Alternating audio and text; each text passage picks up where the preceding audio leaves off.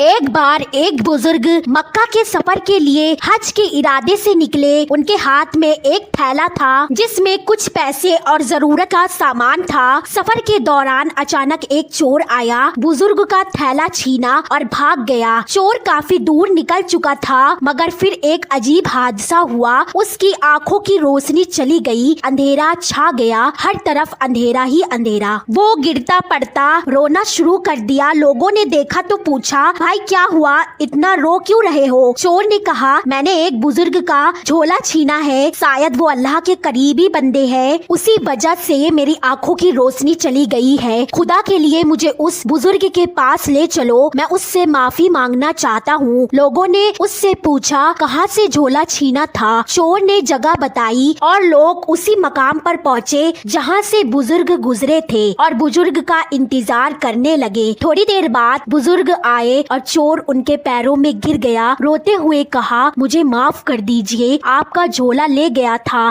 لیکن میری آنکھیں چلی گئی ہیں، آپ کا جھولا لوٹا رہا ہوں، لیکن اللہ کے لیے میری آنکھوں کی روشنی واپس مل جائے۔ بزرگ مسکرائے اور سکون بھرے لہجے سے فرمایا، بیٹا میں نے تو تمہیں اسی وقت معاف کر دیا تھا۔ چور حیران ہو گیا، رو کر بولا، معافی؟ مگر میں نے تو ابھی معافی مانگی ہی نہیں، آپ نے پہلے ہی کیسے معاف کر دیا؟ آپ نے جیسے ہی اس کی آنکھوں میں اپنا ہاتھ رکھا، اس کی آنکھیں واپس آ گئی اور بزرگ نے کہا، میرے دل میں ایک بات آئی تھی، میں نے رسول اللہ صلی اللہ علیہ وسلم کی ایک حدیث پڑھی تھی، قیامت کے دن جب میری امت کا حساب ہوگا، نبی صلی اللہ علیہ وسلم میزار کے پاس کھڑے رہیں گے اور جنت میں جب تک داخل نہ ہوں گے جب تک میری آخری امت کا فیصلہ نہ ہو جائے، اور میں جب تک جنت میں داخل نہیں ہوں گا۔ میں نے سوچا اگر میں نے تمہارا معاملہ قیامت کے دن تک اٹھائے رکھا تو ایک اور مقدمہ چلے گا، اور جتنی دیر میرا مقدمہ چلے گا اتنی دیر میرے رسول اللہ صلی اللہ علیہ وسلم جنت میں داخل نہیں ہو پائیں گے۔ میں نہیں چاہتا کہ میری وجہ سے میرے محبوب صلی اللہ علیہ وسلم کو دیر ہو، اس لیے میں نے تمہیں ترنت معاف کر دیا تاکہ نہ کوئی مقدمہ ہو نہ دیر ہو، اور میرے نبی صلی اللہ علیہ وسلم جنت میں بنا رکاوٹ کے داخل ہو سکے۔ سبحان اللہ، کتنی پیاری حدیث ہے اور کتنا پیارا واقعہ ہے۔